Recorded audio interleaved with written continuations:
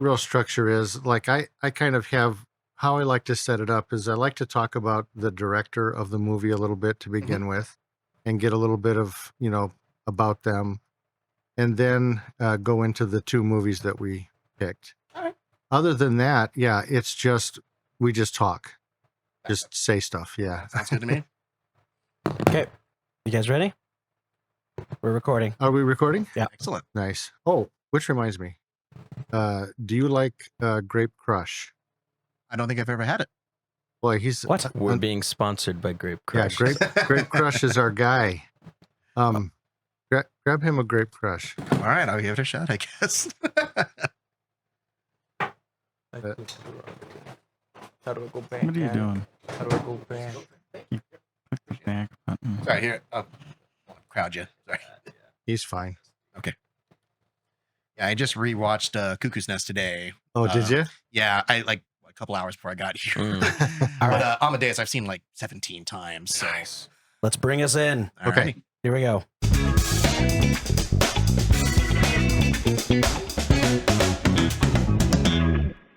All right. Welcome to My Dad's Movie Podcast. I'm Mick Johnson. I'm the dad. And along with me, as usual, Tabor Johnson, my son. As usual, I've been gone for like 10 weeks. You guys have been doing this without me. I'm just throwing as usual. So, There's Yeah, actually yeah. one podcast where Dad was like, as usual, Tabor is not with me. And he's like, well, that's not usual. But Well, anyway, I'm back. By the time we get this out, we don't know when we're going to get this That's one right. out. So it could be that you say you've been gone for 2 weeks and it's just like right after one where you've been here. So Yeah. Okay. so we've got Tabor, as usual. And then I've got two sons that are home from school right now on break. I've got Alec Johnson, Hello. and I got Nicholas Johnson. hello. And then we got a special guest tonight, Justin Zarian. Almost went backwards on that. Zarian Justin doesn't. That sounds more exotic, to be fair. It would have been cool. Oh, yeah. ZJ instead of JZ. Not confusing myself with a rapper for a change. Yeah. So Justin, give us like the 30-second version of you. What do you do? How are you involved in films or movies or stuff like that? Well, so I am also a graduate of BYU Film School. I also hold a master's degree in media studies from Syracuse. So, big deal. I've worked on a few projects, short films, television shows, movies. Some movies you'll probably never see because they're better left unseen, to be fair. I tried looking for it the other day, and I'm just like, wow, yeah, I mean, I knew that movie sucked, but I didn't realize it sucked that much. They just want to erase it from existence. Right. But yeah, so currently I do work as a quality assurance tester for video games. So Oh, cool. right on. yeah, I cannot tell you what I am currently working on. Is it NDAs. one of those I'd have to kill you? Well, the client would probably have to kill me, but I did, since my name is on it, I worked on the recent Batman game that came out. Oh, cool. Wow. Yeah, Arkham Shadow. So it's a lot of VR stuff. I cannot talk anything about it, but my name's on the credits. Nice. I Nice. do quality assurance for tortillas. Right Very now, we're similar. working on something that I can't talk about, but it is a Does it- tortilla. Does it have to do with Batman? It's a Batman tortilla. I'm not at liberty to say. it's a Bat-tia. Yeah. Tortilla. A tortilla in the shape of the bat signal would be cool. Probably Or worth like a look. with Like a the, little chip. or no, with the tortilla. bat signal like baked into the middle. Oh, yeah. You know, I just got from a Taco Bell right now, so I feel like that should be that's a missed marketing opportunity. That is. I True, think you're it's onto true. something, man. Yeah. VR Taco Bell. Yeah. There you go. Wait a minute. I think we're getting things mixed up here.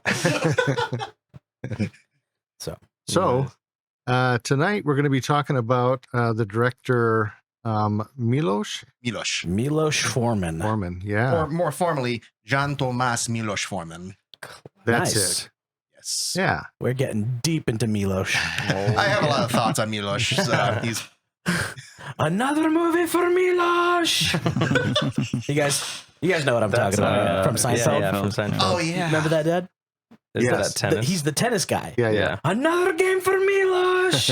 And he's so And doesn't he not suck good. or Oh something? yeah, he's garbage. Jerry Yeah, throws the game for him so he to can help look him good. to help him look good. Yeah. Yeah. Nice. So, what do you know about him? Let's talk about the director for a minute. Let's talk Yeah. Milos. Yes. So Milos Forman, he is a Czech director. Well, He has unfortunately passed away quite a few years ago. Yes. Yeah, he was born in 1932, died in 2018. So he lived in the Czech Republic back when it was still Czechoslovakia. And he was actually an up and coming director in Czechoslovakia. And he produced a few other films, most notably The Fireman's Ball, which is a great little indie foreign film if you get a chance to see it. Unfortunately, the spread of communism in the area actually led him to flee the country, and that's where he made his way to America. And that's kind of where he really got his kick in filmmaking, because that's when he got into the orbit of people like Kirk Douglas and Michael Douglas. Okay. Yeah, which is actually kind of how he got involved with at least one of the films we'll talk about here. It was a film that had been languishing in a production hell for years. And I believe it was either Kirk or Michael who saw a screening of The Fireman's Ball. And they're like, this is a guy who understands kind of satirical, atypical, anarchic style filmmaking Right. in a way that really gravitated to what the book One Flew Over the Cuckoo's Nest mostly is. I have some thoughts on that I'll talk about when we get to that. But Milos is a very, very well-acclaimed director. He has won 2 Oscars for directing for both the films we'll talk about today. So his parents, I think I had read, weren't they in concentration camps or something like that? I would believe it. I'm sure that sounds legit. But yes, I probably would believe that personally. Yes, no, actually, his mother was murdered in Auschwitz. So Yes. yeah. Yeah. Wait, did someone say nice on that one? No, I said dang. Okay, I was gonna say Nice. no. I was gonna say nice. I was like, That'll learn her. okay. That seems like the wrong response to that. It seems like something I would say, but I did not I'm say gonna it. adjust my headset here for my hearing. Yeah. So yes, that did actually happen. Yeah. Dang. So he has a very understandable disdain for both the fascists and the communists, as you see throughout his actual history and Yeah. stuff. So Mm. And I think you see that like throughout his films. Like I feel like a huge theme that is carried across in his films is like rebellion. yes, Yeah. he is very much counterculture. Even Fireman's Ball has some of that, but then when you look at films like Hair, which itself is a very anarchic musical, but he brought his own anarchic flair too. I don't know if anyone here has seen Hair. It's I've heard some songs from it, but I haven't seen the full musical. That's a musical, right? Yeah. that's the one where the Age of Aquarius song comes from. This Okay. is the dawning of the Mhm. I can't sing some of the other songs because they're not appropriate to share with this audience, I'm sure. There's unfortunately the one that's super memorable, and I'm like, every single word in this song is very vulgar. But yeah, so he has a lot of movies that really, like you said, it's a very hippie, very counterculture, very anti-establishment. I think that's probably a big thing you would say is that yeah. Right. he's very much against conformity. And Yeah. even post Amadeus and some of the other films he did, People versus Larry Flynn and Man on the Moon are very much in that spirit as well.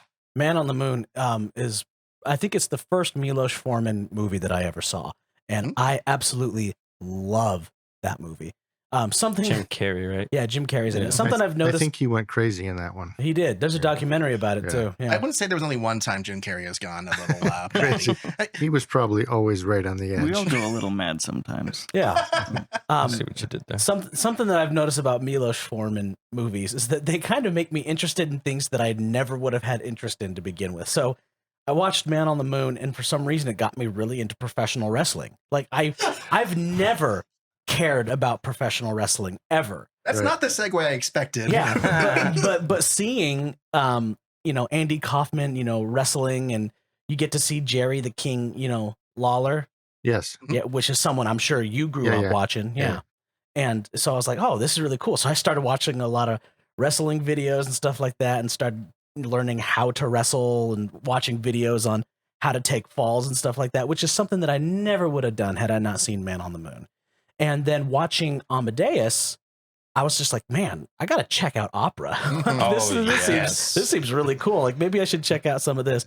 But That's among the film's many yeah. achievements. I would got to say. check out the harpsichord. You can imagine how excited I was being like a music major and like watching Amadeus. It was like very like anytime they would mention one of the operas that he's done, I would like turn to Alec and Dad and I'd be like, okay, you guys have no idea how big this opera is. Like this is a big I have an deal. idea. Yeah, this is a big They made a deal. movie out of it. Well, Yeah. One of the things that was happening when we watched Amadeus last night, a lot of the stuff that they were talking about, I had no idea what they were talking about because they were talking music terms and stuff. Mm-hmm. A libretto. Yeah. And I'm like, Nicholas, Alec, do you guys have any idea what's going on right now? What are they talking about? And they knew. Those terms were all made up for the movie. It's true. That's not real. Those aren't real music terms. I didn't learn about it. Yep. Like most things in Amadeus, that's totally historically inaccurate. Wolfgang Absolutely. Amadeus Mozart, not a real man. No.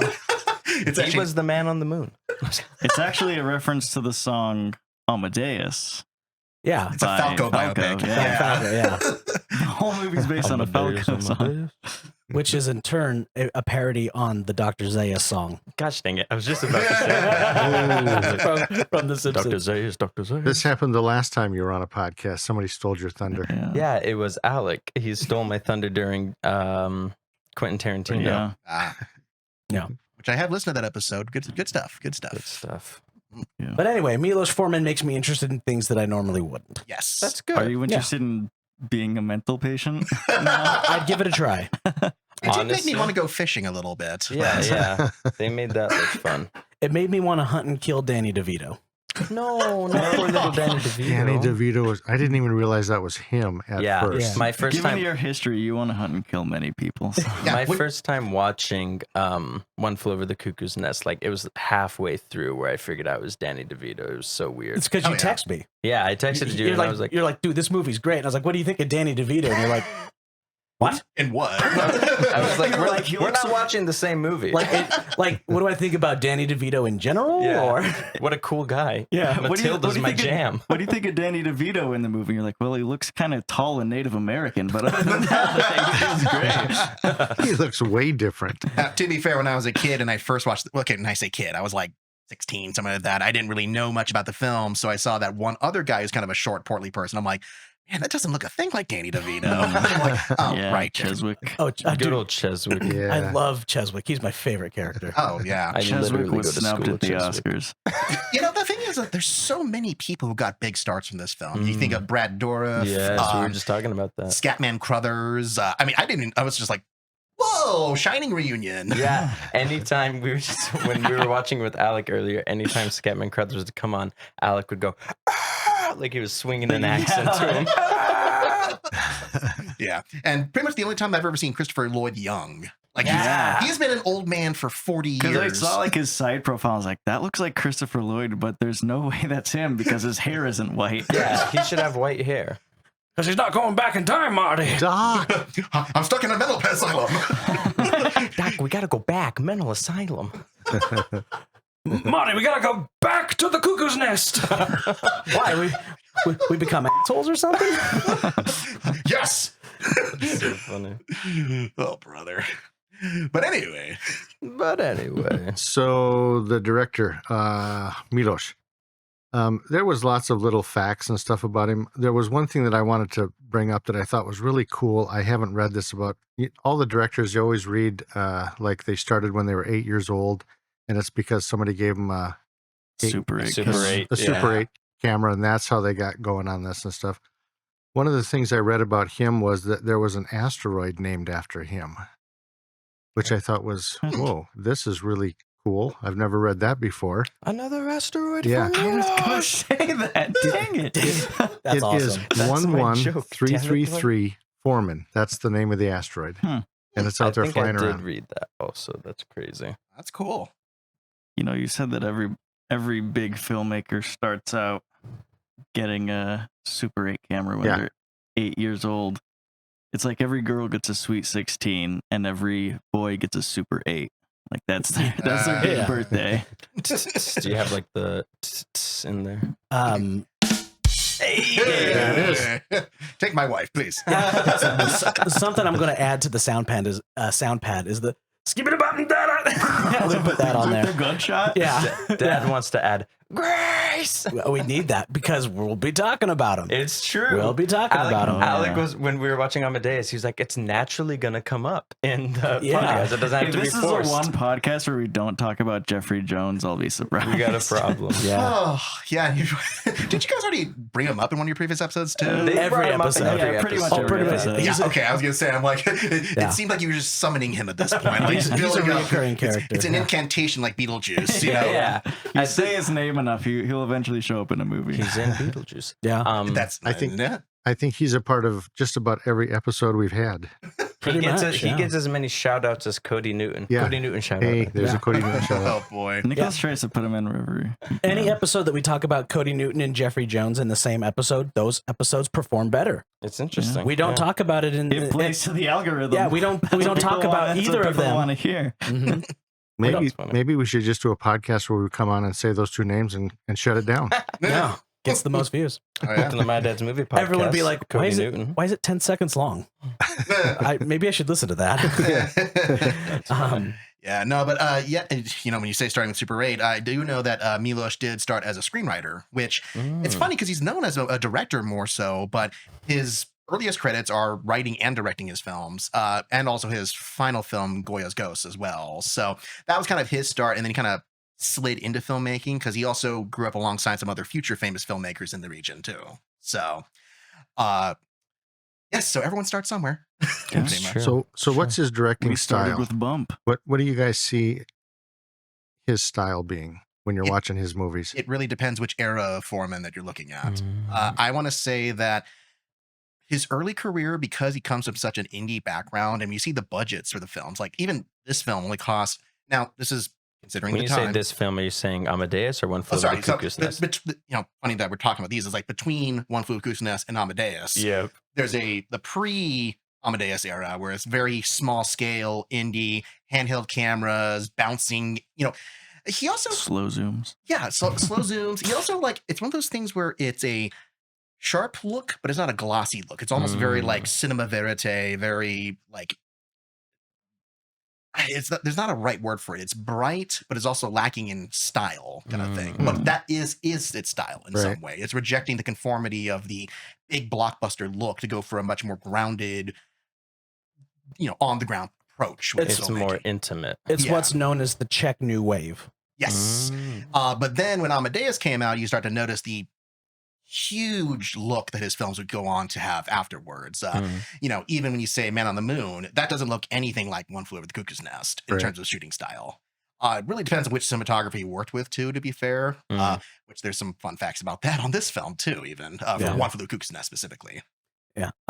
So something that you notice about Milos Forman's movies is that he has a kind of satire and kind of irreverence Yes. towards authority. Mm. That a lot of the characters, especially in One Flew Over the Cuckoo's Nest, Dad's opened his beer.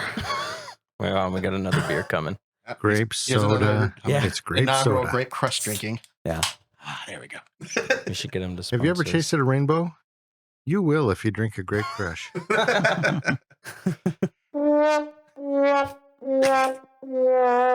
Tastes like cough syrup.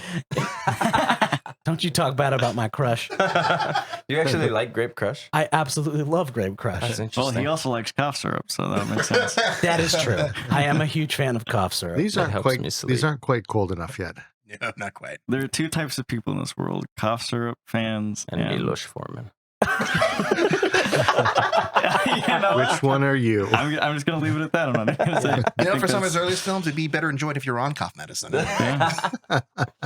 All the people in One Flew Over the Cuckoo's Nest are on something. That's Oh for my sure. gosh. Oh. Some of those scenes are That just was crazy. hilarious. I watched a video with Michael Douglas, and he was talking about how How did you get him in the room with you?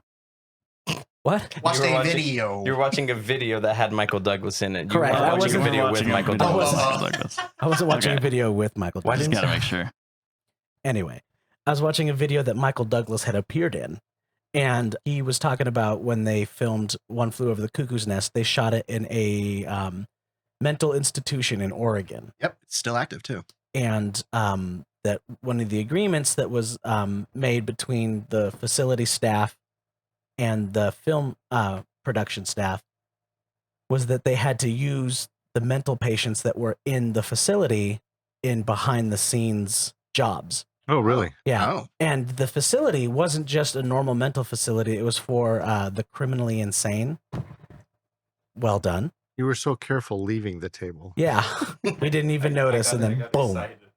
Bull in a china shop.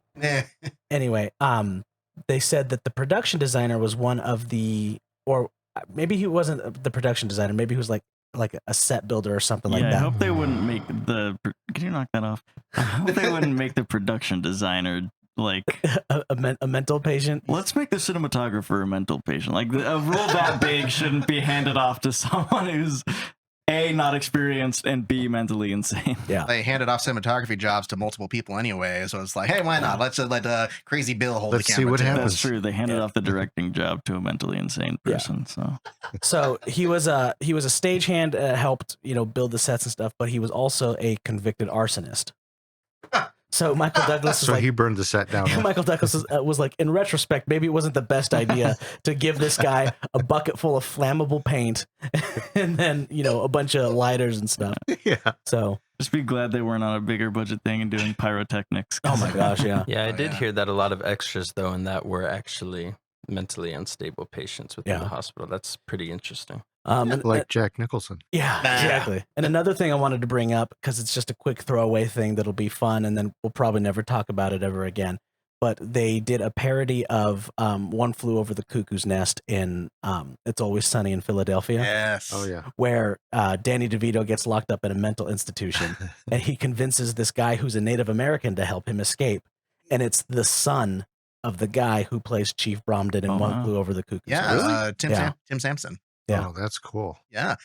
Talk about a callback. Yeah. Oh yeah, I mean, he was happy to do it too, from what it sounds like. Just a way to honor his dad's memory. Because I mean, and not only that too, that it's kind of forward and backwards. That Danny DeVito not only was in for that one Always Sunny parody, he was in the original theater production that they did for One Flew Over the Cuckoo's Nest as well. That's why he got the part in this movie, because he already played that part on stage as well. Oh, nice. So So Danny DeVito has just been very involved with everything One Flew Over the Cuckoo's Nest, apparently. I didn't know it was a stage play before. being a Very film. brief. So that's actually how they got the deal for the film, is because Kirk Douglas was in a production of that. Well, I mean, not only in it, like he started it, but he also owned the rights to it. Mhm. That's why I believe it's either him or Michael Douglas who's one of the Oscar winners for Best Picture for this film. It's Michael. Oh, it's Michael, okay. So he was Because a then Michael took producer. over afterwards. But what happened was they got wrapped up in rights deals, creative differences with the original book's author, and that such.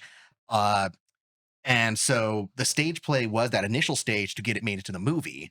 But because Ken Kesey and the other people just clashed constantly over this stuff, that's why it took them 12 years to adapt this movie, or to make this movie, essentially. But Yeah. I guess by that point, Danny DeVito was just like, I've already done it before. I'll do it again. Yeah. Amadeus was a stage play too, right? Yes, a Before- very old stage play Okay. and a propaganda play, actually, in fact. I like some good propaganda. But no, I didn't know about the stuff with the video you're talking about there. That's really cool. So, yeah, I was just watching some Amadeus stuff here and there, and some One Flew Over the Cuckoo's Nest stuff on YouTube. Sent that my way, and I was like, "Oh, that's really cool. I dig that." Yeah. Have you seen Amadeus? You've seen Amadeus, right? I watched both of them not for this podcast. I've seen both of them before, Okay. and And then I watched them again for this. Okay. I think this is the first time in a while where I was able to get to both movies. The trick is to start way before the podcast starts, Yeah, not last rather than night. wait till. Yeah. I still got 15 minutes left on One Flew Over the Cuckoo's And it's Oh, Nest. dude. arguably the best 15 When you guys minutes. get to talking about the end of it, let me know so I can leave the room. Yeah, we'll let you leave the room, And then I'll and you edit can this go one. finish it, and then you can come back and be like, "All right, let's Yeah. talk about what I just Yeah. saw." Do you know what? You go watch it right now. Okay, I'll think about it. That's what Alec's gonna say when he comes back in. Don't give Yeah. Nicholas board privileges. No, he shouldn't. He shouldn't have touched that. I'm upset. You can't make me not do anything. People listening, you just could not believe the awkwardness there. Just that pause, I just know, that, that look. Don't worry. We'll edit out the awkwardness. Yeah. Make me look No, better. keep it in. Keep it in. yeah, to edit out the awkwardness of our show, we'd have to just shut the show off. There you Yeah. go. Just stop recording. Yeah. Like, You why, heard why, it here, folks. why are we still doing this? What? Yeah, I've edited podcasts many, many years, and I didn't push back all the time, but they would always want you to correct the little the pauses, the beats, and I'm like, But no, that's kind of the fun, is the organic nature of it, you know? And That's how people Hell no. talk. I cut that stuff out every time. I think it makes you sound more human when you have. I mean, you don't want someone who's going, Because you're human, and I was human. Yeah. I am human. Still. Now, don't say 40,000 ums on an episode, Yeah, but I will yeah. take. I will take a few. I will take a handful. A single A handful of ums. That's my new movie. That's your new band. Full of ums. Yeah, that's my new band. Write That's my that band down. name. They do prog rock. Yeah. Of course they do. The thing that I'm always cutting out is my Cut that out. We got him. is- We got him, boys. Pour some Gatorade on Conrad. We got him. I got a Gatorade Zero right here. Hey, You brought, ever tasted a rainbow? brought to you by Conrad. Shoot, what was I going to say? We were talking The about only thing you cut out. You Yeah. cut something. is my you knows. Oh, I say you know, You know? and like you don't realize how much I say it until you're Yeah. sitting there in the editing booth. Once you start editing these episodes, you notice the things that people say a lot. Like Dad says right on a lot. yeah. No, he doesn't right say on. right on. He says right. Right. No, it, Right. he does the. Have you ever had a Krispy Kreme? Like Yeah. every episode. You ever had a Krispy Kreme? Right. Someone will just be Right. talking and he'll be like, right. He's just like, I haven't said anything in a while. Right. I noticed It's when we were like, editing the Mike Ferguson one, like literally after everything Mike said, I'd go, What are you, Sling Blade? I was just thinking that. After everything Mike Ferguson said, I go, have some French fried taters. They call it a Sling Blade, but it's actually a Kaiser blade. Yeah. That was So he's literally- Sling Blade, and Dad is an alien. Yeah. Right. Right. Yeah. Right. I noticed the one I say is Indeed a lot. So I think of that guy from Stargate who does that. The guy who plays Kratos in the video games. Who just Indeed, yeah. Indeed. I wish I was as cool as Christopher Judge. I'm just saying. I say indubitably way too often. No, you Everyone else has something they say. Why can't I have That something? starts now. Give me something. The thing that you said most, and it was at like negative 30 decibels, was just, yeah. literally. Dude, the Mike Ferguson episode, I didn't talk a I single cut time Alec. until the very end. So you look at it and you see everyone else's like color on their track, and then it's just me at the very end and everything else is gone. Yeah. Because it's just me going, Alec did not. Yeah. Yeah. It's just, yeah. yeah. Yeah. You understand why I had to punish you earlier? That's basically what it is. Because you bit me? It's basically Mike Ferguson is like the little Grimble art Yeah. show guy. I don't know. You understand why Dolph Lundgren had to cut off my boy's head? Oh my gosh. We'll have to fill you in later. Yeah. I don't know why I'm just thinking Papa Meat right now. Or Dude, I love Papa It's Meat. somewhat similar. Welcome back to the I was just My about Dad's to do that. podcast. Welcome back to the Papa Meat channel. How you doing? How you doing? Come on in and sit right down because today we're talking about Milos Forman. So It's guess similar. what? Now, we're talking about Psychic Pebbles. yeah, because Zach Hadel. we talked about Papa Meat. We get to tag him in the podcast when we Let's upload it. go. It's true. Let's It's do it. true. Yeah. Let's do it. I know my We're YouTubers. gonna get sued. We're going to get sued. Cease Is and that your desist second from Papa crush? Meat. Yeah. You're just crushing those. Yeah. I I typically see have what you about did there. two an episode. Brad Dourif, though. Yeah. Gosh, man. So good in that Fantastic. movie. Oh yeah. The thing is that he's not bad in anything. He's Do fantastic. you have friends who stutter? I do. If you don't, then knock it off. Don't appropriate their culture. I have friends who stutter. Oh, boo. So hold on. What movie are we talking about? Shout out to One my Flew friends Over who the stutter. Cuckoo's We can put. Okay. We can All right. tag them We in the can tag them in the podcast. podcast. All right. So yes, officially, One Flew Over the Cuckoo's Nest, directed by Milos Forman. There you go. Yes. All right. Onward. Brad Dourif.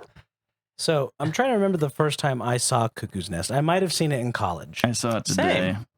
I also saw I it in started college, it about 2.5 hours ago.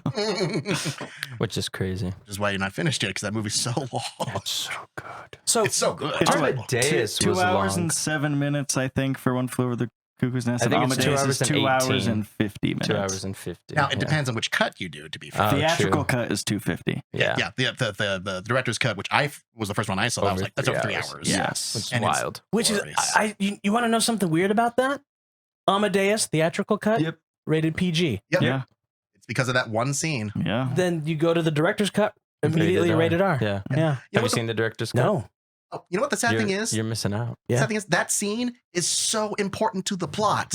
Like it redefines the entirety of two characters' relationships. We'll get to that when we get there. But I'm just saying, like, that's amazing. That's the one scene that they decided to make it the R-rated scene they cut out because, like, but it's so important. I was reading about that scene because I was deciding whether or not we should watch the theatrical cut or the director's cut, and someone was saying it's such an important scene. Like I was reading like a Reddit thread where like, we were talking about that scene, and then someone else was saying, "Yeah, I don't like that scene. I think it's like too on the nose. Like if you can't read through the lines and see the relationship between these two characters, like if you need that scene, then there's some argument to be made there, but I still say that it's not as spelled out clearly in the PG version. Like in the PG version, it's just because, she just thinks he's a dick. But then you're like, no, she really thinks he's a dick when you understand that. Yeah. Man, I am at a loss. You're I'm gonna have to missing go. I'm gonna have to go figure out what that scene is. Yeah, you absolutely should. You do see some peni as well in the. Oh, that's just a Tuesday. Yeah, classic. That's why I said you're missing out. I honestly didn't know about the stuff they're That's talking probably going about. to be on this podcast in a minute. Yeah. Just so you know. Just so you know. Well, thank you guys. Wait. So, are we talking about Cuckoo's Nest or Amadeus? No, Cuckoo's Nest. Sorry. Okay. Yes, you were saying Brad Dourif. Yes, Brad awesome. Dourif is just amazing. The first thing I ever saw him in was Chucky, and I was traumatized for the next 10 years. it's called Child's Play. Child's Play, pardon me. Yeah, it's I become didn't put- known as Chucky, but yeah, originally I didn't put Child's down Play. his character. Who was he? he was Billy Billy, the stutterer. The stutterer. Which, by the way, having the name Billy Bibbit as a stutterer, I'm sorry, man. Yeah, I know. no, that's the thing is like That's the irony of it. I know him in his like deep voice phase, where saying Chucky, or even the first thing I ever saw him in was actually a video game. It's a game called Gun back in the day where he plays one of the antagonists, and he's this like manic, crazy preacher villain where he's just got this glorious bounty awaits you, my son. Blessings upon you and your family. So then you hear him as just like Billy. Yeah. No, for real. Well, It's like, Totally different. Why am I thinking South Park right now? not too far off. Because of Jimmy. Yeah, he's just a cinematic version of Jimmy. A live action version. You know what? I'm amazed Jimmy that's Jidget. I'm amazed it's not an episode already of South Park with that as a conceit. Oh, true. Yeah. You heard about this? Yep. Ever hear about that? Yeah. Nurse Ratched better stop it. Yeah. She better. That's I swear. funny. Well, and funny thing too, you say how good he is in this movie. He got an Oscar nomination for this He movie did, too. yeah. Which is funny because he's also not really in the movie very much. Yeah, he doesn't have like. He's always there, but he's not saying much. Yeah. Well, the thing is, all of them are always there and not saying much. Is anybody really saying anything in There's this like movie? 15 main characters just in the main core It's cast. babbling for an hour. It's just Who like, holds the record for saying Mac the most times? Cheswick. Yeah, it's gotta be Cheswick. It's gotta be Cheswick. I think he said it more in like that one scene where he wants his cigarettes than Dude, anyone else in the whole Right, movie. Mac. We will piss on your rolls, Ratched. So funny. Yeah, so I mean, there's actually quite a few people who could have got up there, but it really is those last, like the scenes in the last half hour that really defines Brad Dourif's performance in the movie. It's amazing. Oh yeah, but then of course everything's just dominated by Jack Nicholson in the whole for this movie because Absolutely. he's the movie. Which even he wasn't even the first choice to play this character, but I couldn't think of anyone else who would play him better in this. The film. first choice was Kirk Douglas. Well, yes, but they actually after Kirk Douglas and after It was they, Kirk Douglas's son. Oh, dude, that story's great. yeah, well, but Jello Estevez? No, No. I'll tell you about it. Let him finish his thought, and then I'll tell you well, about it. the other person was Burt Reynolds apparently, which Oh, that checks out. yeah, I could not It's picture the Burt 70s. Reynolds. Yeah, It's I can't see- I can't see Also Gene Smokey. Hackman. Really? Yeah, Gene Hackman was. Oh, Gene one of them. Hackman? Yeah. Yeah, I like Gene Hackman. I think Burt Reynolds would have done better than Gene Hackman, but Gene Hackman's good. Gene Hackman I could have seen playing like the guy in head of the institution. Like he has that more authoritative look. He right, like, right. Gene Hackman's a little nutty, but he's not that nutty. you Yeah, know, I or at think least I was. think you're right. For that character, you needed a Jack Nicholson. You needed someone who Type was of- kind of unhinged. Yeah. Yeah. And this was before The Shining. Like, this is, yeah. Yeah. Well, The Shining isn't what made him crazy. His upbringing is what made him Hell crazy. yeah, I guess, yeah, learning. very dark history. Yeah, crazy. yeah, but no, it's funny. That your sister's actually your mom. Mhm. Yeah. Wait, Yes, that's the truth. Haley's my mom? Jack Nicholson. I know. And I'm my own grandpa. So Classic. Okay, Fry. Jack Nicholson, though, when we were just watching it now, Mom kept saying, do you think Nicholas could play that part? And I was like, I don't know. I don't think I See, could. when do I that. watched it, I was just like, oh, yeah, Nicholas could play this part. But then I was also like, you know, what another really good part Nicholas would do would be Billy Bibbit. Yeah. I think if you were to audition for a Broadway play and you would audition for this and you would go in for Jack Nicholson's part, they would give you Billy Bibbit, and I think you would crush it. And this happens anytime I audition for anything. I audition for the lead and I get the side character. You get the part that everybody loves more. Yeah. You're the part that happened anytime I audition for a play. Yeah. I'd audition for the lead. I wouldn't get the lead. And then walking off the stage, everyone would be like, you were the best part of the thing. And, Yeah. you know, and I was always mad at the directors because I was like, I wanted the lead. I should have been it. Yeah. Yeah. Do you know who I am? I'm Kirk Douglas's son. No. But, and then I get put into this role that I didn't think that I wanted, but then I would make it my own, and I would always walk off, and everyone's like, "Dude, you were the best part like of in the Guys Indulge, you were Big Billy, the Big Wet Billy. yeah, yeah." And if you- Julie, that's his name. Big Julie, that's if what you it hear was. that whooshing sound, it's that joke going way over my head right now. You don't know Big Billy, the biggest wet Willie? We'll have to show you later. know? We'll have to show you later. He's Yeah. just a cat. It's fine. Yeah, he's just a cat. Anyway, so that Kirk Douglas story. Michael Douglas was an actor, Kirk Douglas was an actor, and Eric Douglas tried to become an actor, but he just couldn't quite get it. So what does he do? He becomes a stand-up comedian. So one day, Nothing. Go ahead. are you I'm laughing at my so my sick career of you. trajectory? No, it's just me going. He Anytime does this somebody says anything, every time. it's for real though. Anytime somebody says When you anything, do it for real, I don't cut it out. And then when it's not for real, I cut it out and I post. cut them all out. So anyway, I told this story at work 2 weeks ago. So when my boss listens, my boss has been like plowing through these episodes. Oh, really? So yeah, so when he hears this, he's gonna be like, "Hey, he told me that story." Anyway, so Now we can tag your boss in there. we can tag my boss. Eric Douglas became a stand-up comedian, and so he was doing, you know, tours all over the world, and then he was doing a gig at a comedy club in England, and he was just bombing bad, having a really bad set, and then people in the audience started heckling him and just really letting him have it, and he loses his mind, and he goes, "How dare you treat me like this? Do you know who I am? I'm Kirk Douglas's son." And then someone in the back of the audience stands up and goes, "I'm Kirk Douglas's son." And then someone else stands up, "I'm Kirk Douglas's," so that everybody in the club starts standing up and saying, "I'm Kirk Douglas's son." Right. Because of I'm Spartacus. Spartacus. Spartacus. I remember this. I am his son, and so story. is my son. yeah. And so he got so mad that he walked off the stage, and then the audience erupted into applause. Greatest show I've ever seen. Yeah. That's so funny. Sometimes the epic failures are just as good as the really good comedians. Yeah. What was it? Wasn't it Richard Pryor's son who has similar just massive bombing like that too? Where it was like this story that happened a few years back where he tried to do a whole performance piece and he was doing like just the most generic vanilla political anti-Trump whatever kind of jokes, and even at the Apollo everyone just booed him off stage like crazy. Who is this? Richard Pryor's son, if I recall correctly. Oh, I don't think I know anything from Richard Pryor's son. There's a reason why you don't know much about Richard Pryor's son. There you go. But no, I didn't know that The Douglas only had other children. comedy routine bombing I can think of is Michael Richards, but we don't need to talk about that. Aw. Yeah. Good old Kramer. Yeah, whatever happened to that guy? I don't see him in movies anymore. Yeah, there's probably a reason. I think there's an entire community we can ask why he's not in movies anymore. Yeah. Jeez. Is he considered a cult classic now? Yeah, probably. Like- Is he? He's classic in the eyes of a certain cult. Right. Yeah, probably. Aw.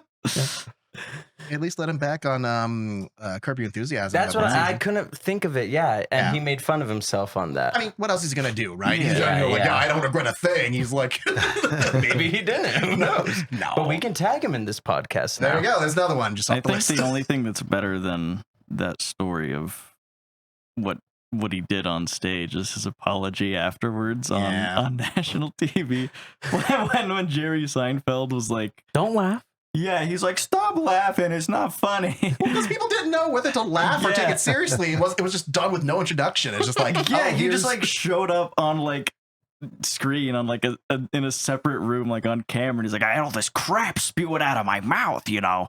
Well, that's the thing is, like, even when Everyone's he- like, what do we do? even when he's sincere, it's his line delivery that makes it sound funny. You're just- It's a Kramer still- video. You're, you're looking at Kramer. yeah, How He can you not? slides in and he goes, he runs into a door or something. yeah. Right. I hate Nurse Ratched though. Oh my gosh. Yeah. Everybody did. You know what's really funny is that the But first she was designed to be that way. Even more so in this than the book, even. Yeah. So the first time I watched this, I absolutely hated Nurse Ratched. The second time I watched it, for the first half, I was just like, crap, She has guys, a I think she's point. just doing her job. Yeah. She's just doing her There's job. a part of her that is.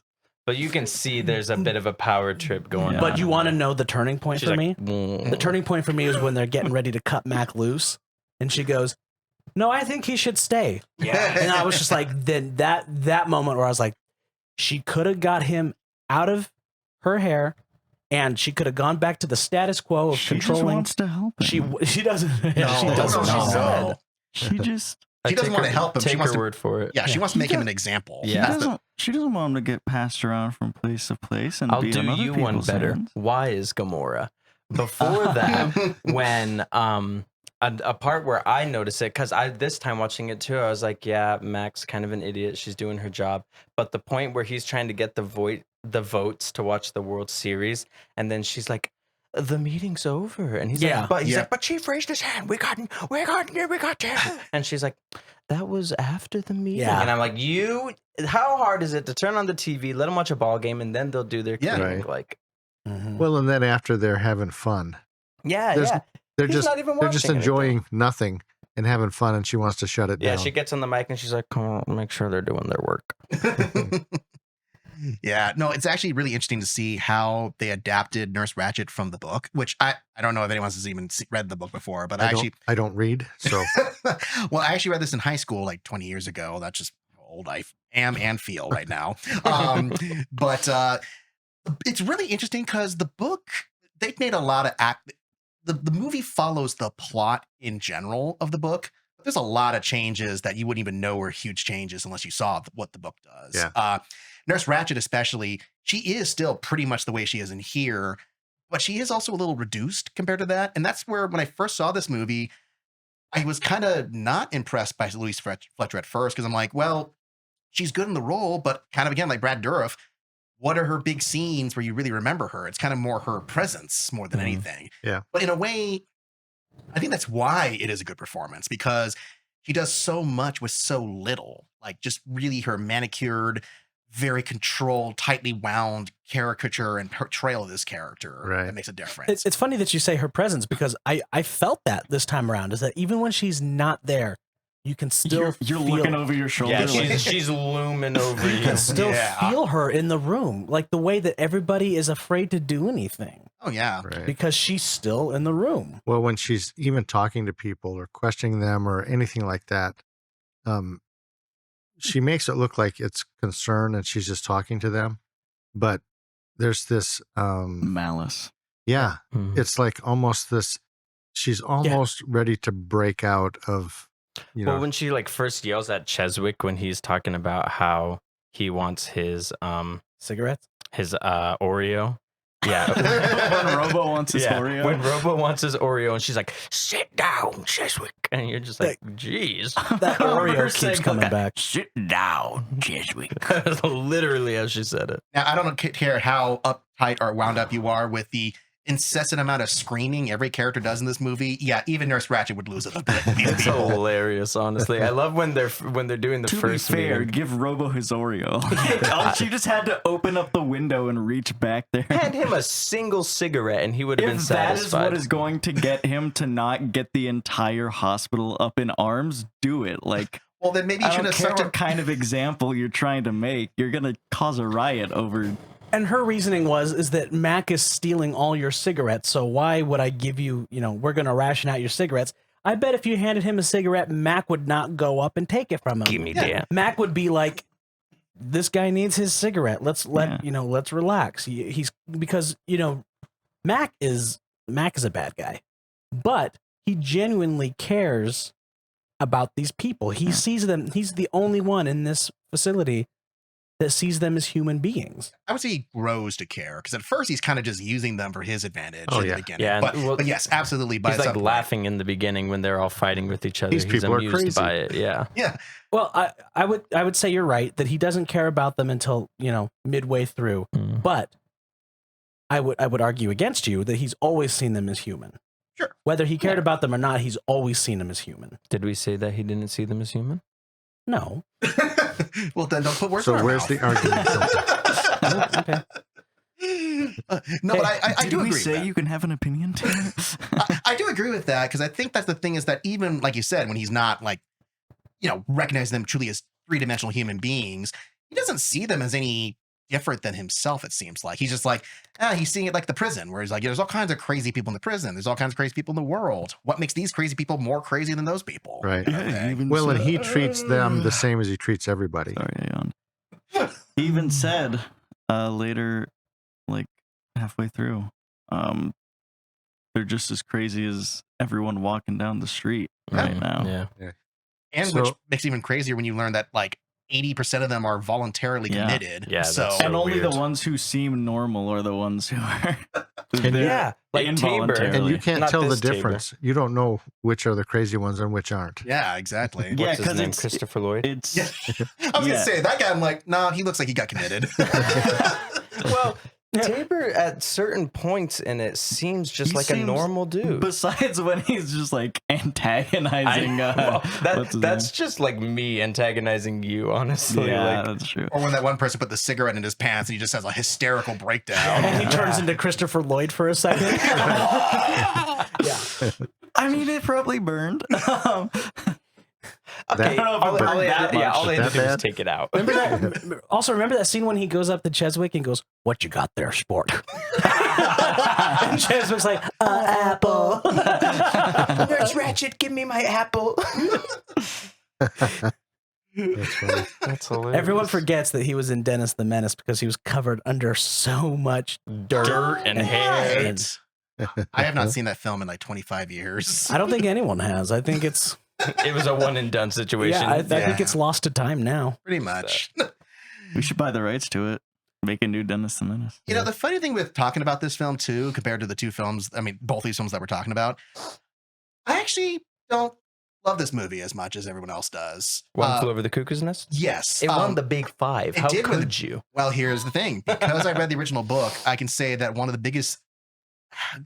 This apparently was the thing that made Ken Kesey really upset. And I actually kind of agree, having read his book now, that Chief is the co-lead character of the book.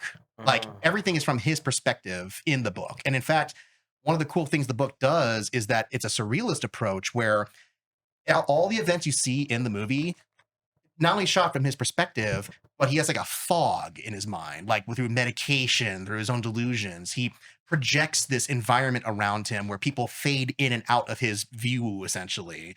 So that's kind of how he puts up the whole thing with his deaf and dumb, and not saying dumb, I'm saying literally medical dumb. Yeah. But that whole thing is that he just kind of wants to shove the world out from his view. But I mean, I get that's too hard to film in this movie, but the fact that Chief is such a minor character in this movie actually did kind of bug me because I'm like, he has like one of the best stories. Like even just the little bit you see in the movie when he finally gets a chance to talk, he's got a really fascinating arc, and they just kind of shove him off to the side to give more room for Jack Nicholson. Yeah. Which is a bit of a bummer. I get why. Reasonable, but yeah. Yeah. So that's one of the things where I'm like, there's that and some other metaphoric and symbolic elements the book had where I feel like in their efforts to strip it down, because apparently that was Milos's pitch, is to give it the more grounded docu-style look kind of thing. It works, but it misses some of the charm the book had itself too. Which is not to say it's bad. That's just saying I'm like, I wish I loved it as much as being like the 19th highest voted film on IMDb. I'm like, it's 18. This just is not why you quite don't there. read books, because it ruins movies. That's what I was about to say. Yeah. Except for No Country for Old Men, because that book and that movie are both brilliant. I thought you were about to say they're both bad. I was about to lose my mind. No, that's like one of the best films made of the 2000s. If he would have said that, I would have asked him the most he's ever lost in a coin toss, and it would have gone from there. Yeah. Well, I'm not sure. But yeah, it's still a good movie. I like that's the thing. I would recommend people see it. It's not one I would watch over and over and over again. It's not your desert island movie. No, but it is a film that clearly had a huge pop culture impact because, my goodness, this makes me really, really lament the time when an actual prestige film could be a box office hit. This movie, it only cost, I believe, $4 million. It made back 163. Dang. Yeah. So this is like one of those things where $1 it influenced pop culture because everyone was parodying it at some point. So yeah, Yeah. like I appreciate its impact on how it changed the way we look at mental health hospitals or this kind of type of story in this. Yeah, I agree. It's not my favorite, but I think it's a lot of fun. Yeah. And I love the characters and how they, the characters like Nurse Ratched, the reaction that you guys had from her character, it did its job, right? That character did what it was supposed to do. Yeah. And I love the fact that they managed to get humor out of the like absurd in some situations, like freaking Jack Nicholson riding on Barsini's shoulders to be able to do basketball. That was hilarious. Oh yeah. There is a little thing too about this movie that I find really odd but interesting is that both in the book and the movie, it seems there's an undercurrent about the emasculation of men, which is both in its way a pro and a con because there's also like barely any women characters in this movie, which by the nature of the setting, that's understandable. But it creates a very interesting think piece about the way women play into the roles of men kind of thing. So was this hospital, was it men's only? Yeah, well, I mean, with the Looks nature like of it, yeah. well, the fact that they have the disturbed ward and the criminally insane, I'm sure they would probably not want to get women involved with this stuff. So, but even saying like Billy's backstory, which is expanded upon in the book and even darker with some of the stuff it's implying, you're just like, yeah, I'm not. It doesn't make a point on it, but it's just an interesting thing to interpret. And even critics like Roger Ebert had a lot to say about those kind of points about how the movie views the role of men and women in societal perspectives through these people being stripped of their humanity as men through this hospital as well. It is fascinating to think about, and it can be interpreted in a lot of ways, I feel. Yeah. It reminds me a lot of the movie Caged. I don't remember when that's from. I think it's from like the 50s. But it's about a women's prison. Oh. And it has a lot of the same themes of like stripping them of their humanity, but also like their, I guess, identity of being women and stuff like that. That like dehumanization, that making them like animals in a pen almost kind of thing. Did you watch this in film class? Yeah. I figured. Hey, no, I know exactly the kind of films he's watching there. I wouldn't watch movies on my own. I'm not like a film fanatic. I'm just a film major. Which is odd. Yeah. I like making movies, not watching. It's weird, as I know someone who is a filmmaker who has never seen any classic movie at all. Like, you could go up to this person and say, "Have you seen this?" and they will always say, "No, I have not seen that." I was like, "Do you even watch movies? Like, why are you making?" And it really shows in their filmmaking. They're just like, this person. You're like, "Oh, I can tell that you are coloring the numbers that it says to color. Like 10 is yellow, 3 is red. You're painting by numbers to make your film, but I will say, yeah, the more films you watch, the more, I guess, colors you have on your palette Sure. Yeah, because to brush with. technically I have my phone in front of me and I'm watching your film, but there is no soul to it whatsoever. And so I'm just like, you need to watch movies. You need to know why people make movies. Which is why I also watch bad movies. Yeah. And you criticize me for it. But I changed my mind. I think that's very smart. I'm not going to do it. I watch a lot of bad movies because not only do I need to know why people who make good films make those good decisions, I need to know why people who make bad films make those bad decisions. And why I shouldn't make those decisions. Yeah. Because I can look at something that's good and be like, I want to make that, but I don't know how to make it until I know how not to make something bad, I guess. You have not seen a truly... Oh, hi, doggy. Yeah, exactly. I was gonna say like The Room, but you've not seen a truly terrible movie until you watch something like Disaster Movie. Just cinematic train wrecks of films. Then you really appreciate what good movies look like. Birdemic, Shock and Terror. Like the ones not made as an ironic joke, where you're like, oh no, they thought this was going to be a legit film. Because you see someone oh no, Jim. Oh, Jim. Yeah. Oh, why'd you have to commit suicide, Jim? Why did you have to commit Neil suicide? Breen. I can't help you out of this you look one, at Jim. people like Neil Breen and like the other guy who did The Room. I forget his name. Tommy Wiseau. Yeah, Tommy Wiseau. And I guarantee you, they watch a lot of movies. They seem like movie watchers. Tommy Wiseau specifically is well documented as watching a lot of movies. Yeah, but that doesn't mean that they make good movies. Well, and if I watch theirs and see, oh, this is what a bad movie looks like, I can avoid making this. But I would argue that you can feel the soul in The Room. It's not a good movie, but you can feel the soul in it. Sure. Because it was made by someone who loves making movies. So if you asked me, would you like to watch a bad movie by someone who loves movies? Or would you rather watch a bad movie by someone who doesn't even give a crap about movies? I'm going to take the one by the person who loves movies because you can feel the soul in it. You can feel the soul in The Room when you watch it. These other movies... We're talking about the movie The Room, not like you can feel the soul in the room, like around you as you watch it. No, I can. That is a project of passion, just not the passion we like. Yeah, it has passion. It just does not have the technical acumen or common sense. And then there's movies that have the technical acumen, but they're just not good. They're soulless. Define acumen.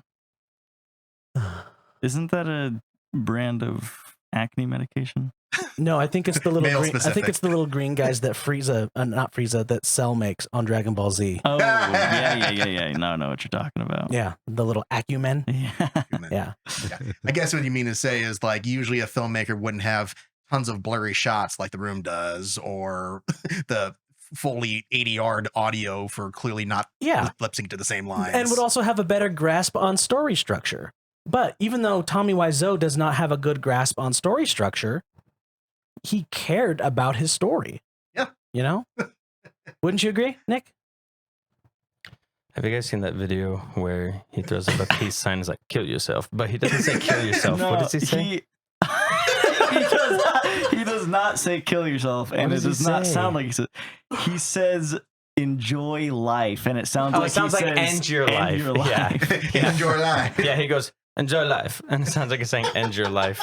Yeah, it's classic. I'm going to get a t-shirt with Tommy Wiseau that just says end your life. End your life. And a peace sign. Yeah. End your life. That's the kind of parody that Milos Forman would enjoy. Yeah. But he's dead. His life did end, so. Next Oh, we didn't do the My Dad Is Dead thing. Oh, yeah. Oh, We've kind of gotten away from that. this is a good question. Yeah, we don't talk about that much I forgot anymore. about that. Yeah. I was going to say it on the ones that we did without Tabor, but I don't want to steal. That's Tabor's thing, so I couldn't right. say it. No, you use it. Go ahead, man. But my dad isn't dead. He's right here. I know. He's got a podcast. Yeah. It's my dad's movie podcast. Well, we're already past that part. It's your dad's movie podcast. I'm dying not mine. right now. Yeah. Going up to that big podcast in heaven. That's right. I'm The taking big- this microphone and these headphones. The big podcast in the sky. Going out to the podcast in the sky. So let's talk about Amadeus. Yes. Amadeus.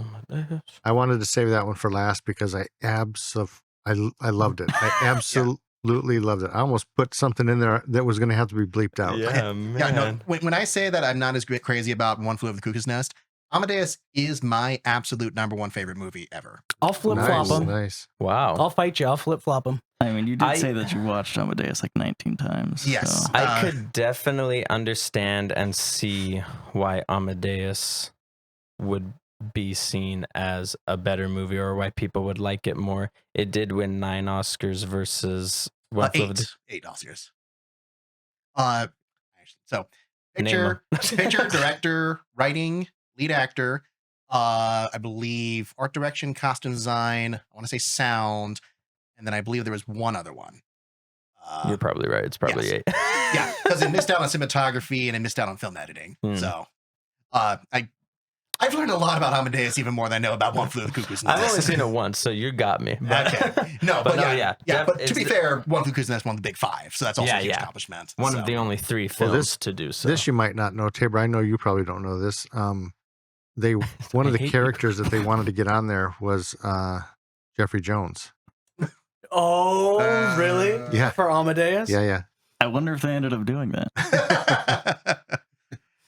The very unfortunate legacy. I don't know why they didn't just call the show Jeffrey Jones. One thing I The Jeffrey mentioned Jones while we podcast, were yeah. watching it the other day is how come every Jeffrey Jones movie is just him in a position of power dealing with some sort of like Snot-nosed brat. Yeah, snot-nosed brat. You got Ferris Bueller, you got know, Wolfgang. Now that you say that, and I look back, I'm like, yeah, Beetlejuice. You can argue with that. Mm. The Pest, terrible movie, by the way. Mm. But yes, pretty much guy in power dealing with a crazy person. You know what's really funny about every Jeffrey Jones movie is that there's always a moment in the movie where somebody says something and his response is, okay. There's that short pause and then You They think think Jeffrey he's Jones listens to this podcast? he's probably the only one. Oh, All 360 views are Jeffrey Jones. Thank you, Jeffrey. He's paying for the Patreon. It's, Yeah. it's Jeffrey Jones, me, and Jared Lauder. And those are the 3 people. Jared I Lauder. would listen to it. Jared Lauder, thank you for listening, my friend. It's always a treat to see your comments in the comment section. Oh, and Cody Newton. Cody Newton. Yeah, mentioned. Cody Newton mentioned. Yeah. Speaking of Patreon, if you guys are listening to the podcast, feel free to also subscribe to our Patreon and support us poor little fellows out here trying to do You a can little subscribe podcast. for free and get updates on when we post new episodes and have new things that we want to say, or you can pay and get every unedited episode in advance. Immediately. You can get this episode the minute we finish recording. That's right. Yeah. Isn't that It's cool? like you're here Also- with us almost. It's like we walked into the room after we hit stop on the recording. Do we want to bring up what we're planning? You shut your damn mouth. I guess that's no. Okay. oh boy. Well, we're planning. By the that time this episode, wait, but people can buy it. Never mind. people can buy it. Here's the thing: if you guys subscribe to the Patreon, you will hear this episode early, and we're gonna start plugging this baby like nobody's business, like Dr. Martine's plugging his YouTube channel. Nobody gets that, but Dr. Martini? Dr. Martine, Martini. But yeah, Martini. He calls him Dr. Martini. He only calls one person. Yeah. It's Mr. Blowhard or Yeah. Harding. Mr. Harding. And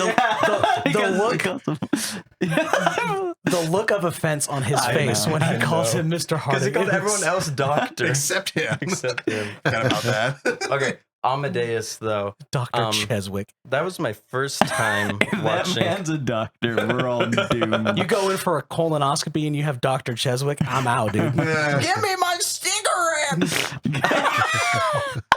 Going for a colonoscopy and end up a hand puppet. Wow. Amadeus was Wouldn't be the so first time. brilliant.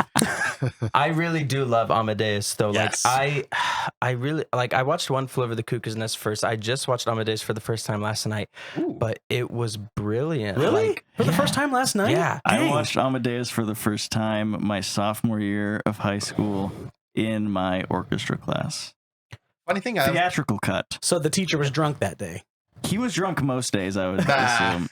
He got fired like the next year. So This is facts. But I am glad that I waited this long to watch it because being a music major and learning about Mozart and music history and all that stuff, and having sung songs from some of those operas, I appreciated it so much watching it. It was just so awesome. Also, wasn't it freaking cool watching those two geniuses work? You had Mozart in his bed and you had Salieri sitting in the chair and just Do you him have it? spitting out. Yeah. Do you have it? You go too fast. Yeah. Love that. Just him scene. spitting out things, but Salieri knows what those Yes. things mean and just He right. picks up on what They're he's where he's brilliant. going, and then Yeah. he can start going. I actually Yeah. used that scene when I was teaching intro to film classes back in Southern Illinois and in Syracuse. And that scene is just such a great, not just a bit of acting, but of sound mixing and Oh, directing. yeah. where, Yes. like, that was like that because the whole time I was like, it's a musical. It's automatically gonna be, I mean, you can call it a musical, but it's a music-centered film. It's automatically gonna be up there in the running when it comes to like winning best sound. Oh yeah. But I think those scenes where it kind of shows you the inner workings of their minds as musicians and like brings it into the world, like even when they're not performing. All right, Yes. Wolfgang. Yes. Yeah, no, but like just I breaking down- love the laugh. yeah, breaking down every line of like the harmonies for this, the way Yes. the timpani for this, the this and this. That's and what this. made it win best sound. Identical? Is bringing Oh my gosh. the music, making you feel like you're also a musician, Yeah. even if you're not.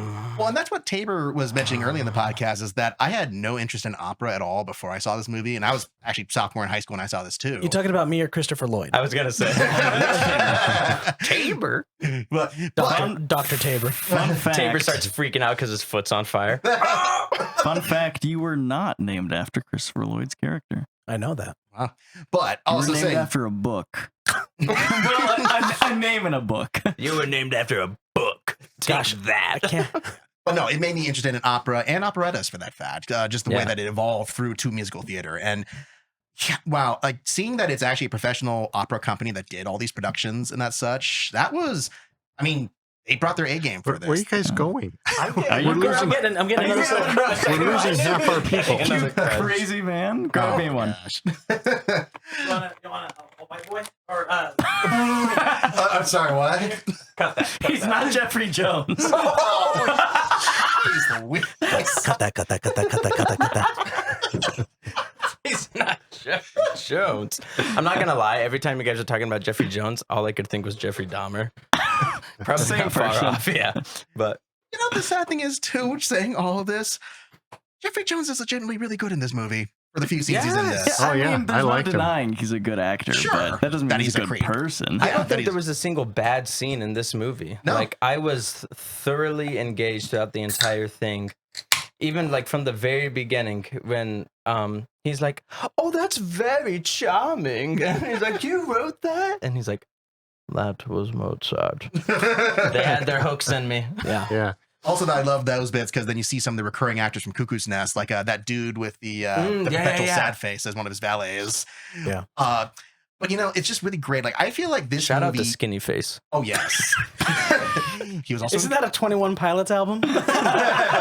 But I think this is really Milos at his top tier as a director, which is amazing that he actually has a very small output of films compared to all this. But this really is. I know you may disagree with me on this, but I feel like this is the kind of achievement of his, not only his his directing skills and that such, but also his technical skills. This movie is just gorgeous to look at. It's filmed in Prague. Once he was able to go back to the country, and it just looks great. It sounds great. It's heady. It's intellectual. It's funny. It's smart. I honestly can only say like two things about it that I don't love, but even those things I still like a lot. I will not argue with you. It is definitely way more technically proficient than One Flew Over the Cuckoo's Nest. I just like Cuckoo's Nest better. I think it's a top 10 I think movie the for only me. complaint I have about I'm gonna stomp you. The only complaint I Herb have stomp. about Jeffrey Jones, yeah. okay. Cut that. The only complaint I have about Cue the line. Your ass is mine. They think he's a righteous dude. Anyways, Anyway, you were saying. who was saying the only complaint I have about Amadeus is that it's 2 hours and 50 minutes long, and about 50 minutes of that is in just watching an actual performance of an opera. It's like I failed to see the problem. I think it's great, but I'm if I with wanted you. to watch an opera, I'd watch an opera. They get No, the you wouldn't. Those are 4 hours long. They get, they, You can't sit through a 2 hour and 50-minute movie. You're not sitting through a 4-hour opera. I can I'm just sit saying through there's a too 2 many hour and notes. 50 minute movie when it's 2 hours and 50 minutes of story, but I think they got the point across when they show, you know, the first 10 minutes of the opera. They don't need to show us the whole 4 hours of it. But they don't. They show us like we only get like maybe 10 minutes at most of those They operas. probably could have cut the dude dressed as a bird performing Dare Humping. I mean, you know, Yes. just get rid of that. That one wasn't. Well, I guess it's important because you They see. showed the entirety of the movie Rio, like on stage. Every time the basketball bounces, a new Pixar movie plays. Yeah, that's basically what it was. Every time Tom Hulse laughs, a different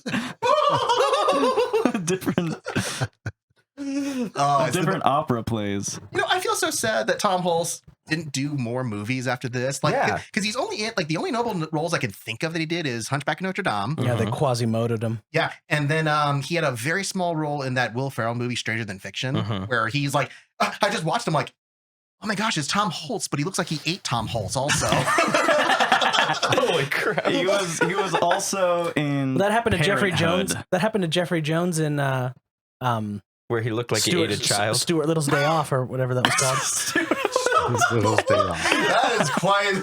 That's Hunchback of Notre Dame too. But no, yeah, and then Animal House The also Hunch he was Guy in. of Notre Dame. And Yeah, then the last thing the he was only- in was in 2008, Jumper. Yeah, Jumper. Yeah. He played a. I He can't played a remember. professor. Were they in high school or college? Because I think it was a professor, I right? didn't even know he was in It was Jumper. like a high school. Wow. Yeah, that was he the played last thing a he was high in, like school, 2008. science teacher or something like that. And then after that, when I was just looking at his IMDb, he was in something from like 2023 or 2024 or something. But I think it was like a. You think it would get Tom Hulse in a movie? I think it'd be pretty easy. I mean, he kind of just wanted to go back to doing stage work, it sounds Yeah, We like. could probably get Tom Hulse on the podcast. We could get Jello Estevez for sure. Oh, Oh, yeah. dude, yes, let's. Maybe you we should. think I'm not even joking Do you about think that. he'd have much to say though? He seems like a pretty. He would say, "This is a good line. I want to get it yeah, out." he would try to speak and be like, hold on. By the way, he Let was me get my line in out. Once Upon a Studio, the documentary where they had all the featured characters who played the Disney Channel, Oh, the okay. Disney movies. So he played Quasimodo, but that's literally the only other thing other than Jumper. I'm And just what don't Joe sure. Estevez What did? year was that? Oh no, we're talking about No, Tom Tom Hulse again. Hulse. Tom Yeah. Hulse. Yeah, no, that was 2023. So Okay, he, yeah. literally before that, Jumper. Yeah, Yeah, literally he it's has so not done wild. anything else. When did Parenthood come out? Was that 89? Which one? That sounds about right. The TV show or the movie? The movie. movie. Okay, yeah, that's about 1990, I want to say. Yeah, because he was in that. He played the youngest brother who was kind of like a deadbeat who only came home for money. Yep, that's and correct. he kind of shows up at the end and he goes, and then he leaves. Now that we're back to Amadeus. Yes, but I will say, for as much as Tom Hulse is great in this movie, it really is all about F. Mary Abraham. Oh my with gosh, this. yes. Like, he absolutely deserved the Oscar for this movie You because killed Mozart. Who? Oh, is that what's it called? Mohu? Zart. Last Action Hero. It's possible. I've killed a ton of people. We were talking about that. Listen to the Last Action Hero episode. It's not getting a lot of views. Listen to it. You murdered Now. Bill Shakespeare. sounds like a joke for the new Naked Gun film coming Oh, out. dude, I'm excited for that, dude. Oh, yeah, me That too. type of comedy is going to come back in a big way. I'm You know excited what I'm for it. excited Speaking of for? Liam Neeson, speaking of Ted, why'd you say F. Murray Abraham? Why are you saying F him? No, but Yeah, that's yeah, awesome. F. Murray Abraham just, oh my goodness, he is absolutely Fantastic. like the fact that he can play convincingly, like, both the younger version and the older version with that heavy, which that was the other Oscar it won was for makeup, which Yeah. he very convincing. Yes, thank you. I can see him putting on that. Also, was Mozart.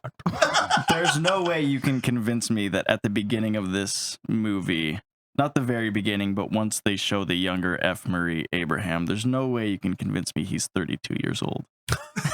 Maybe 35. He's 6 years older than Mozart, who says that he's 26. And What's he 26 plus 6? 32. Oh, there we go. There's no way. And there's no way that is a rough 32. The way that I say I've never seen Christopher Lloyd young except in One Flew the Cuckoo's Nest, I've never seen F. Murray Abraham young. Yeah. Like he has always been an older gentleman in every single film. That's funny. Even in Mythic Quest, which he was in on Apple recently, you're just like, yep, no, this is the image I see of F. Murray Abraham. But the thing is that if you look old at a young age, you'll always look that old. You'll never age again. Steve Martin was Steve always Martin, white he's hair. always going. He F. Murray Abraham was in Inside Llewellyn Davis, Yes. Oh, did you He watch was that? amazing in that Yeah. movie. and he looks exactly the same. Hasn't aged. Oh, Yeah, I love that. Yeah, you've heard that, right, Dad? Please, Mr. Kennedy. I don't want to go. Don't send me into outer space. My favorite. That was that's one of the songs that's played in Amadeus, and that's why I enjoyed it so much. One of the opera guys comes out. He's a basso profundo, and he goes, "Please, Mr. Kennedy." Yeah, that's the kind of stuff that Mozart was working on when he wasn't doing his Requiem. When he was going crazy. he was going crazy, and they're like, "We need you to do this other stuff, and we'll give you half the commissions." And he's like, "I got you." I was wondering why it started doing. Let me get Adam Driver real quick. Did you notice how those freaking theaters that he was performing in got slummier and slummier? Oh, yeah. Yeah. To the point he's playing at like a poorhouse, essentially. Yeah, It just- yeah. It was because his brain was getting slummier and slummier. He was just slipping out his ear. Aw. He was slipping Jimmy right out his ear. His last opera was performed in the gutter at Moe's Diner. All right, you bastard. Throw some out. That was a surprisingly good Moses Lack impression. Why are you playing opera in here? I'm a drunk. I play opera wherever That I was, feel that was like. pretty good too. That was pretty good. I like how That was a good Nicholas party. can't do any impressions except for when he just pulls them out of nowhere and then can never do it can't again. do it again. Yeah. I Yeah. hate it. Isn't it the worst? I will never be able to do Moses like again because I'll try to replicate it and I'll be like, and it'll be stupid. Yeah, but no, Amadeus, I am on your side there. I think that I don't think there's any bad scenes. I think Yeah. even the long scenes, and I know you're not crazy about the opera scenes, but they're so professionally done and they're so absorbing. Listen, I'm just cut like, 2 minutes off of each opera scene. But even That would take the movie down like 10, 15 minutes. there's, I think the one opera scene that maybe you could cut down is the lizard boy Tabor was talking about, but the magic flute. oh yeah, well, The Birdman. yeah. Yeah, Yeah. With the little guy on the horse. but Yeah. I love that guy. Dad's favorite part. I love that We guy. already Dad knew. loves. What you think of the musical, young man? He loves the little people. Yeah, he did say that. Yeah. Yeah, it's so funny. I'm a nobleman. I only dine with people my own height. Who knew they were so PC back in those days? Yeah. Yeah. Hit the note right on the head there. Just like you Shout did, out like- to all the little people listening. Oh Hit yeah, the note on the little head. yeah. No, like I think literally like the only thing I wasn't crazy about in the whole movie, the actress playing Mozart's wife is fine. Yeah. She's not Are bad you talking acting or? acting. Yeah, like that's the thing. It's like, well, it's Oh, she fine. Oh, she's fine. well, she is also very She fine. I will was. agree with that. But that's the thing. It's like she's outclassed by this A-list cast around Yeah. her. But the thing, what I like about her is that I've never seen another woman that looks like her. No, She has like that's what I like about movies that are Very low budget unique.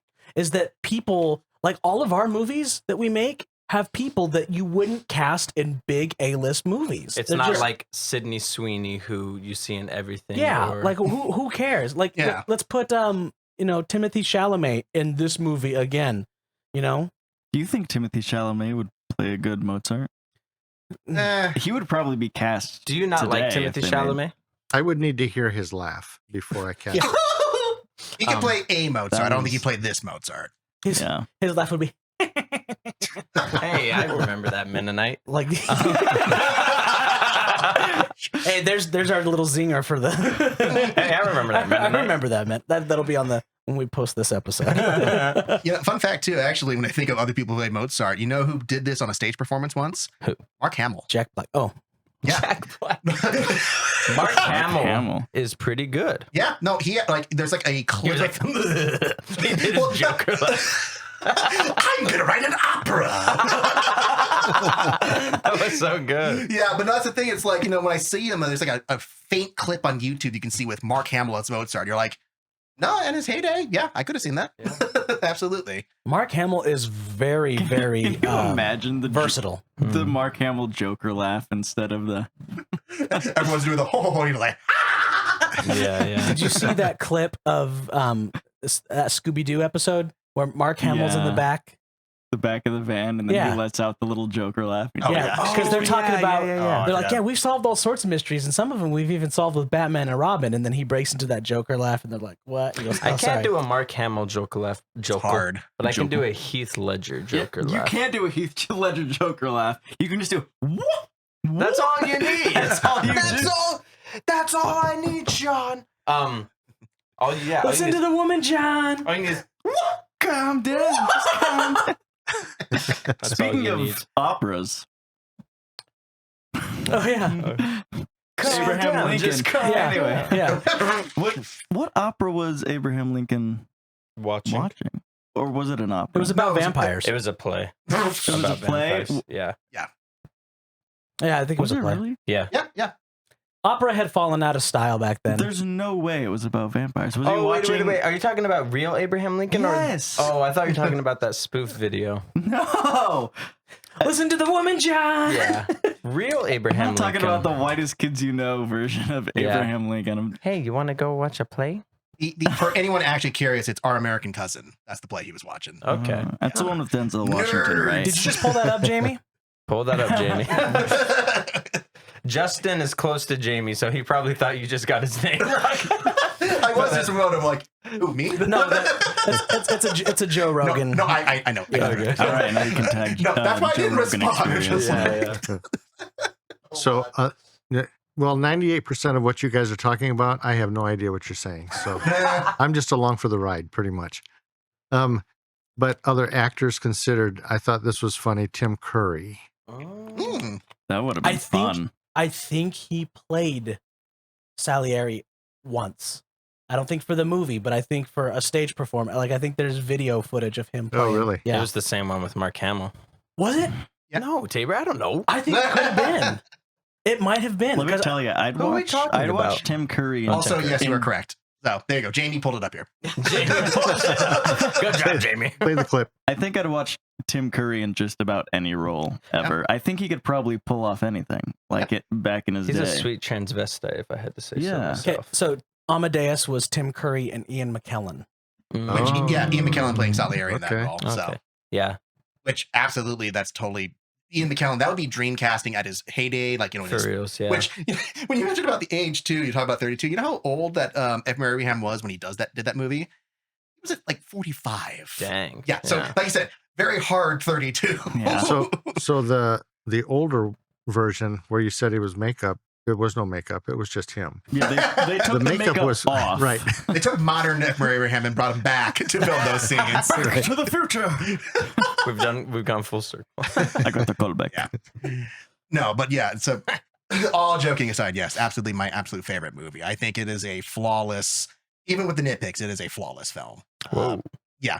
Like, I honestly can't think of anything. I've watched it, like I said, like 19 times, and I'm just like, yeah, it still holds up. It's still just as fun if you can tolerate that it's 3 hours long. If you can tolerate that Jeffrey Jones is in it. Yeah, if you can.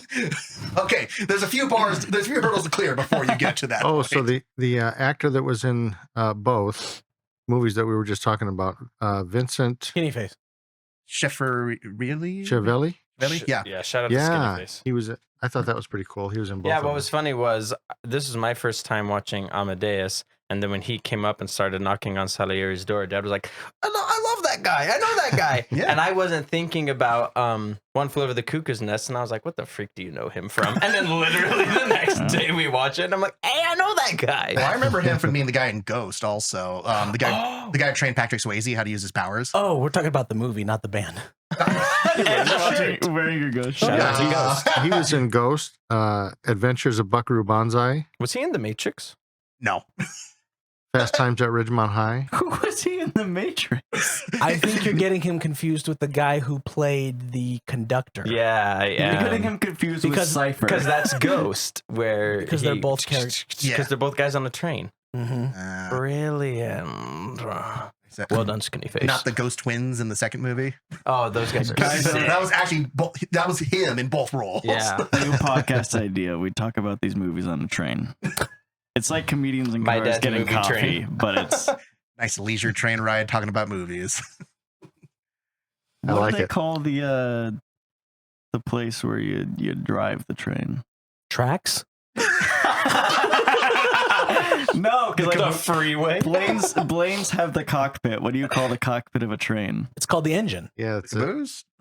That's the back of the No, train. right. So the opposite. The So anti-caboose. if someone is in the, Yeah, it's the engine. why is it the engine? The engine's I don't there. drive from the engine of a car. You also don't drive from your cockpit when you're in a car, so Yeah, because it's a argument different- is in like yeah. Technically, I do. I guess you One could hand say- on the wheel, one hand on the cockpit. You could call it a locomotive if you'd like. Yeah, it's called the steam engine. yeah. You're a steam engine. You're a steam engine. Don't do that. I have to edit that out. And also that. The steam engine's what I call my steam library. Library. Library. The steam library of Alexandria. That's basically what I have. Every time someone sees it, they're like, "Why do you have so many games?" I'm like, "I haven't played any of them." Oh my gosh, you and I totally the same. I have like 3,000 games, and I have only played like maybe a percentage of them. All right, Dad, do you have any more Amadeus stuff before we? Nope. I loved it. I loved it. Yeah, I loved it. That's going to be on the poster for Amadeus. I loved it. Yeah. Surprisingly, not Roger Ebert. Yeah. Do you guys hear that honking? I think it's one of the cats. No, I think they saw the sticker that said "Honk if you love Amadeus." I loved it. I loved it. I loved it. So, Oh, there we go. yeah, it's a cat. Yeah. It's a cat. Freaking Prince is just senile in the front seat of Dad's car, just like trying to get it started. I can't see, I can't hear, but Prince, it's push to start. Stop turning the key. So, how many? Okay, that's a horn. I'm Yeah, gonna go check what that out. is Give me a that? sec. Yeah, Let's please take a do. quick break. Pause. Go throw a rock. Want nobody go to my car. We're pausing it? Okay, we're pausing. Oh, really? I've never seen the movie. And we're back. All right. So we fed the cats. My dad shot a neighbor. Before the cops get here, let's We should wrap this up let's rate these movies, shall we? before I go to jail. No more incriminating evidence online. So turns out Dad is going to be cellmates with Jeffrey Jones. Oh, Yeah. He's my boy. Unless My he boy Jeffrey claims Jones. insanity, and then he's gonna be cellmates with And I'm Jack with Nicholson. Jack Jack Nicholson. Nicholson. Yeah. Cheswick. Either way, I'm okay. Actually, yeah, Alec doesn't know. Cheswick, Mick, what's going on, Mick? Mick, I want my cigarettes. So, how many Cheswicks? How out of 100 Cheswicks? How many We're Cheswicks? going 100. No, it's how many times out of 10 is Cheswick going to scream Mac? So the more times is better. Yeah, so Yeah. if Cheswick screams 10 times, it's a peak movie. And if Cheswick doesn't scream Mac at all, It was a bad movie. it was a bad So, movie. how many Max screams from Cheswick out of 10 are you giving One Flew Over the Cuckoo's You Nest? talking to the dad? I'm talking to my dad's movie podcast. So I would say probably 7 Cheswicks from me. Ooh. No, 7 Max from Cheswick. 7 Max. Give us your best Cheswick saying Mac. Mac. All right, well, I'm gonna give that performance 2 Cheswick stars. Oh. I'm just kidding. 2 Max. Out of 5. Yeah. But It's out of 10. his performance was out of 5 for Oh. me. Yeah. But Gotcha. what about you, Tabor? We're just doing Cuckoo's Nest first. Yeah. 10. 10 Max. Wow. Yeah. Wow. Give us your best Man, Cheswick Max. saying Mac. I'm surprised you didn't peek the. I The fact that you didn't peek, I'm giving you 4 out of 5 for that one. did pull back. I got to pull back. I got to pull back. All right. Justin. What you got? I don't know if I can do a good man. No, I can hear it coming out. I'm like, nope, it's gonna suck. I will give it. You know what? I'm gonna say I've been wrestling with it for a while. After rewatching it, I'm gonna say my opinion approves. I'll give it 8 Max. Out Out of 10. That was pretty good. Yeah. So this is funny. So your Mac he was very sad, and he was just starting out with the Max, and Tabor was like he was full in Mac. Yeah, Dude, we are rolling Cheswick into the voltage room. Like, yeah, we are gonna- yeah. That, Right. that was my That was yours. that was my Cheswick. That was so sad, man. 8 Oh, yeah. Max. That's good. You know what I'm going to say about that before I forget that is one change from the book. I am very glad because in the book, when he gets strapped to the electric table there, Mhm. they have it as a cross in the book just to hammer home the allegory of him suffering for their sins, kind of thing. Dang. So Oh wow. I'm glad that's one change they made for the better from the book. on Yeah, that that's one. wild. Didn't want to have it zero subtlety in this movie. Mhm. Alec. I would probably say 7. Now you haven't finished it yet.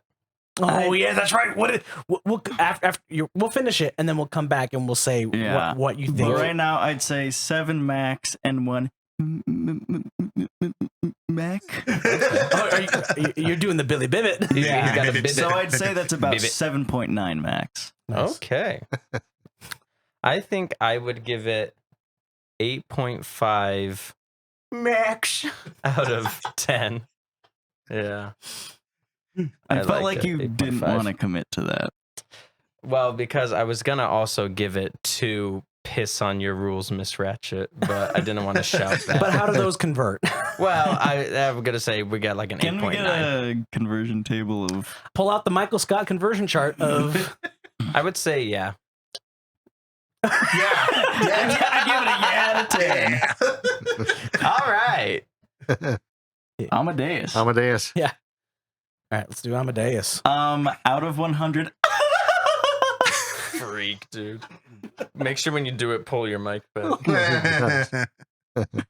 Alec, why don't you start on this one? I really like this movie. We're going Could you out of say it quieter? 100 because that's about how many times he laughs Yeah. in the movie. Let's say about 85 out of Nice. 100. 85 what?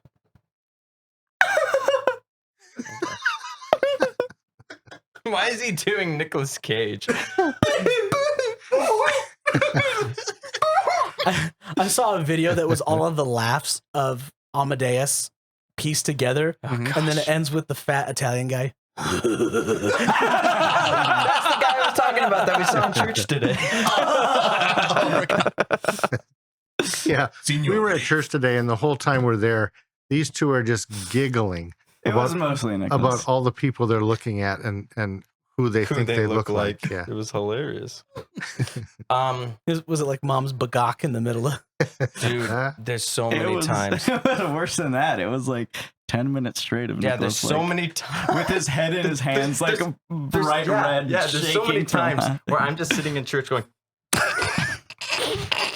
trying not to explode because Alec has said or done something stupid. There's a guy there who Alec was like, he's got the head of a bowling ball and the body of a grocery bag. I said he's built like a bowling ball in a grocery bag. His skull is the only thing that has weight to it. And I laughed like in myself for the next like 10 minutes. I could not. I'm gonna give it 92 out of 100. 92. Awesome. Oh, I can't wait to hear what Dad does. I For got- this laugh. Yeah, I got 98. I don't think I can even do the. Oh shucks, Goofy. Well, hey, gosh. All right, Tabor. All right, I'm gonna give it 90. That was a good one. That's pretty good. The little- It reminds me of that podcast where the guy was talking about how dogs bark. when they're outside, and he says they always do that little bark at the end. Rose like, like just to make sure you heard him. Put a little button on Yeah, it. just follow up. All right, Justin. All right. I should be objective. It's easy to give it 100. So If you want to, I mean, this is all you. I made my points on the 1/2 things I don't like in this movie, so I will just give it a 98. One of the more reserved laughs. Yeah. Amadeus was sick. Yeah, this one Amadeus He's is just getting about over to it. go The out. one I love the This is most. when he's laying in bed. He's like, The one I love the most is the one where he's doing his little crazy dance when he sees the picture of his dad. And he just he's like throwing his head around. Yeah. Flopping around.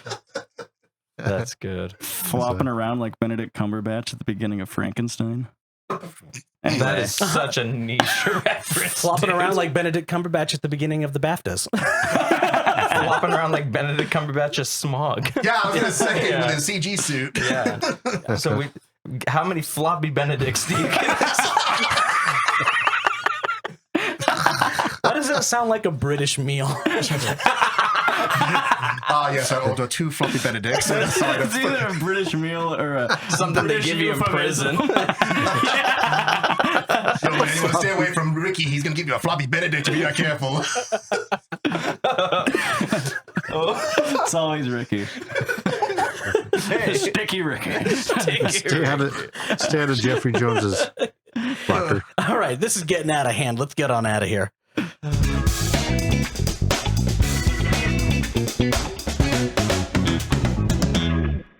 And we're gone. There we go.